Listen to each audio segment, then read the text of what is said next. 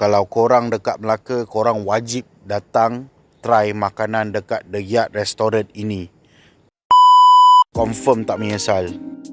Menu dia ada local dan ada juga western. Saya recommend korang makan western lah. Chef dia memang 5 bintang. Menu dia semua nampak mengelerakan. Okay, korang pun confused nak makan yang mana sebab menu dia semua nampak sedap. Okay, daripada dia punya starter, appetizer, main course dan pelbagai. Okay, dia macam-macam mereka ada. Okay, ice lemon tea dia refreshing. Pineapple juice dia pun sangat fresh. Okay, saya order mashed potato dia. Mashed potato dia buatan sendiri. Gravy dia sedap sumpah. Dan juga creamy mushroom soup ni korang kena try. Garlic bread dia pun sempoi. Dan juga creamy pasta carbonara. Okay, grill chicken di atas. Favorite saya bagi 10 bintang. Okay, dengan beef grill ni saya bagi 10 bintang sebab sangat lembut.